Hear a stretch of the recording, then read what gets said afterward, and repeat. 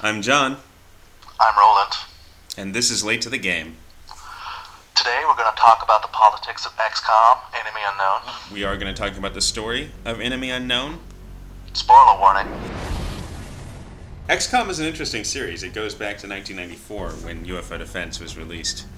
Julian and Nick Gollop created this sort of grand game of chess. It's a turn-based strategy game with base management mechanics, and it's considered to be a classic of game design today.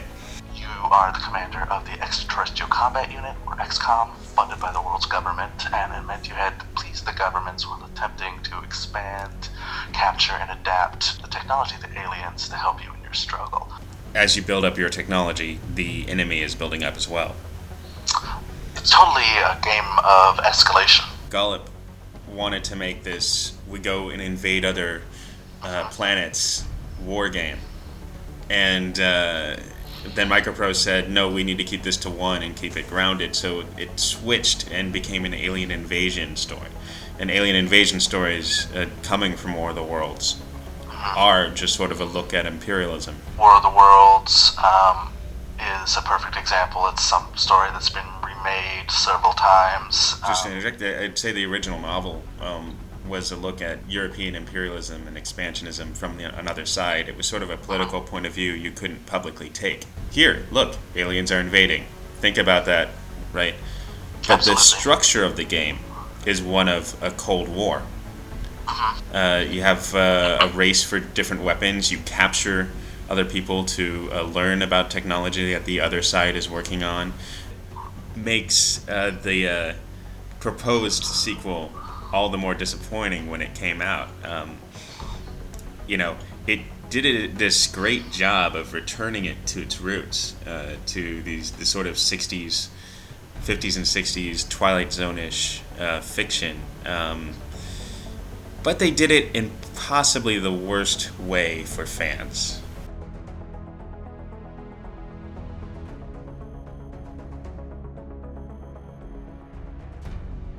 It definitely seemed like they saw the stories that it was based on, and they said, okay, now let's make an XCOM game that actually has that subtext. It follows Dr. Weir, a scientist who's gay.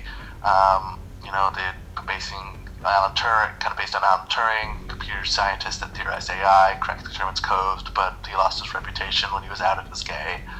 And it's...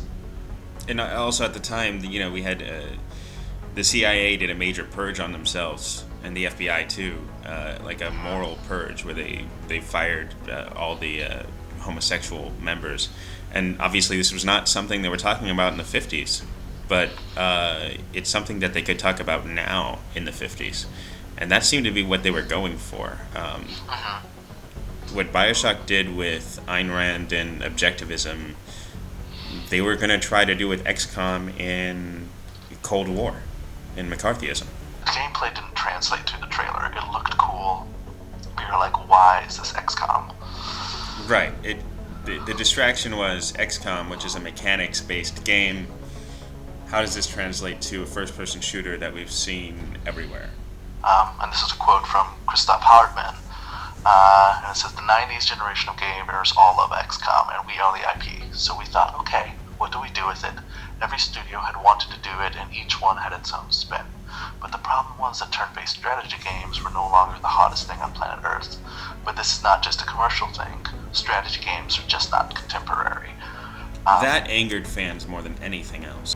They want tactics-based gameplay. And now we have Firaxis, Sid Meier, and Jack Solomon. You get to be the general. You're not just the soldier, you're the soldier, and then after that you're the general. You run a base, it teaches you management skills. You choose where to fight, you direct the entire war. I'm gonna get all my people killed. Yeah, you will. You make big, epic decisions. It's not, it's, Right. it's this. And then, it's this.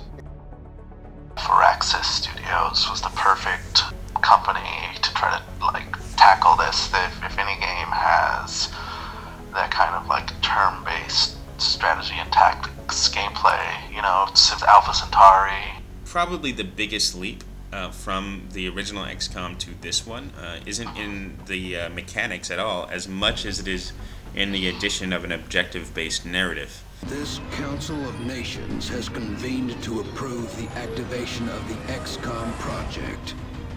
You have been chosen to lead this initiative, to oversee our first and last line of defense. The aliens, though. It's obvious now that they consider science simply a means to an end, using and discarding life as needed to reach their goal. Whatever that may be.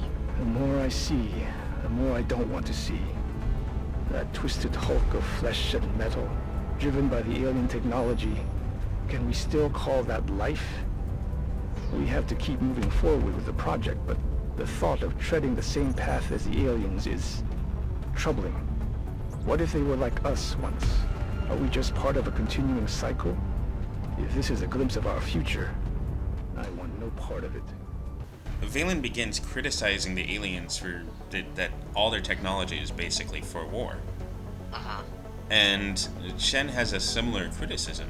But as it goes on, Valen's excited by all the weapons and stuff we're finding. And Shen is cautious. No matter what the philosophical disagreement, we all agree that these aliens are after humanity and we have to do something. But that doesn't mean we have to be so breathlessly giddy when the Golem chamber is developed. What do you think it is? An object of immense power. Think of all we could do if we unlocked its secrets. A dangerous sentiment, Doctor. Is kind of like the other side, is Shen's side of the coin, anyways. Yeah, no, it's the pinnacle of human achievement, that Golem chamber at that point, and the game visually quotes the right stuff at that moment, where you're walking down the long corridor. I think it's a moment that's been stolen in Independence Day and Apollo 13 and all these. Armageddon is probably where it's most recognizable. And Armageddon, right?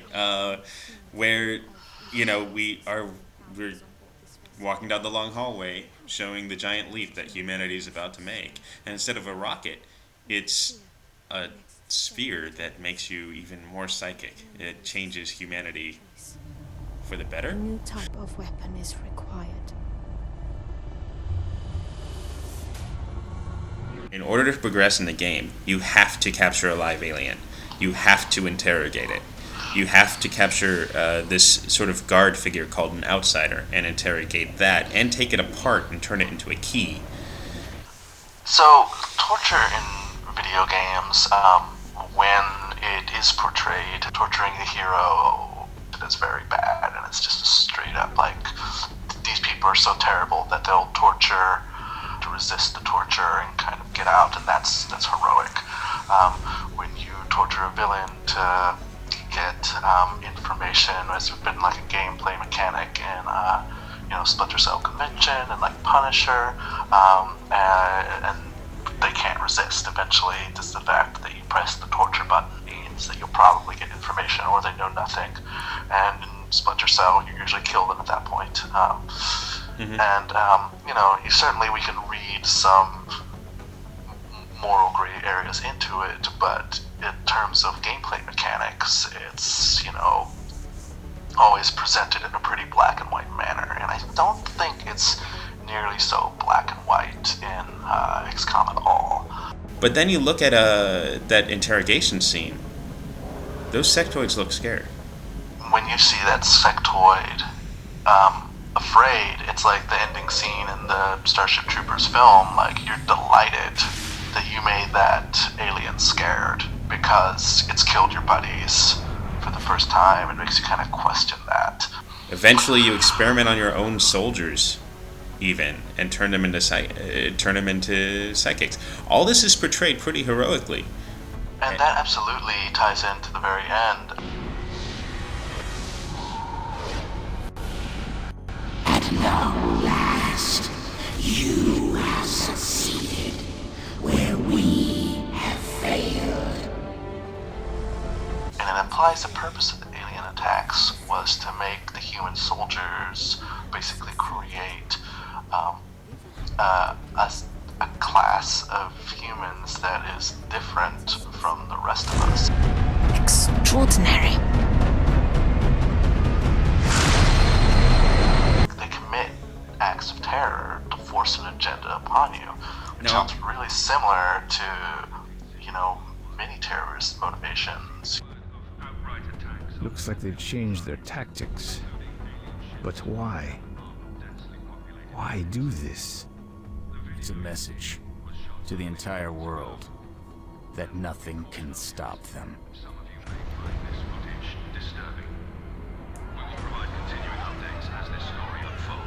Let's flip that over on its head. What does it sound like at the end cutscene where the ethereals are saying that they could teach us about the more powerful creatures out there in space?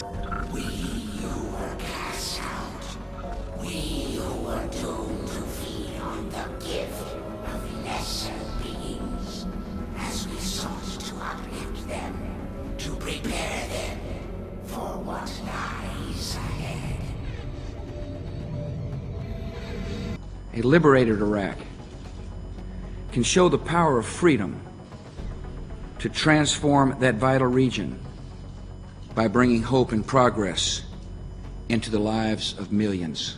The ethereals are here to prepare and uplift us, as they've uplifted other species by abduction, interrogation, and experimentation. And everything you do is XCOM, right?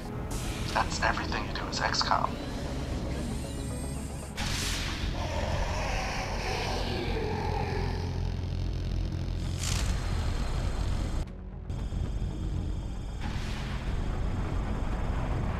But it's pretty clear that regardless that the aliens are an occupying force. The inability of this project to maintain the support of several crucial council members has greatly reduced the effectiveness of both entities. This entire undertaking was the product of an ill-conceived plan, a series of simple misunderstandings met with an overzealous response. We believe the best course of action now is to cooperate with the aliens for the betterment of all mankind. So they literally establish an alien puppet government that is the only time the game ends. You can lose all your dudes and be in such a terrible situation, and really the only time it's gonna actually cut things out for you is when you no longer can act as that kind of resisting force. Yeah, it's interesting. Both game overs, if you look at the original UFO Defense, the losing game over is the World Council they don't withdraw. They're being forced at gunpoint to withdraw. And they literally sign the document in blood allowing the aliens to take over. They refuse to the end.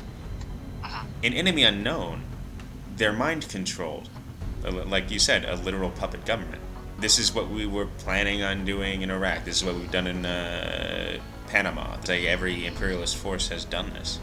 And to win the game, it requires that the link to the next stage of it. In this case, you have to make moral decisions as a player, and it is up to you of who to let go. And that makes you lose a country. I mean, throughout the game, the council is asking you for arc throwers and laser guns and insectoid corpses of their own, and you gotta wonder why. Yeah, and you sell it to them at a 40% markup, and don't question what they're gonna do with it or what impact it will have. You just need the money now. Tortured, cajoled, and bargain our way to create a super being capable of controlling minds and a satellite network capable of seeing everywhere on Earth. And if it's not an army, we're obviously an insurgency. They're trained soldiers up against a superior enemy with a limited budget, using guerrilla tactics to capture and learn as much about the enemy as they can. It's the kind of revolution that could lead to a democracy like the States, or the creation of Soviet Russia, or the theocracy in Afghanistan, but that question is left open. When you look at the game just on a surface level, XCOM are the heroes, period. Look at it one step further. You may be overreading it, but you can see that there's some influence in what's going on in the world right now. Very rarely this kind of subtextual question based in the gameplay itself. Very rarely does that come to the surface. Yeah, unless they outright say that that's what it's about, like Spec Ops: The Line or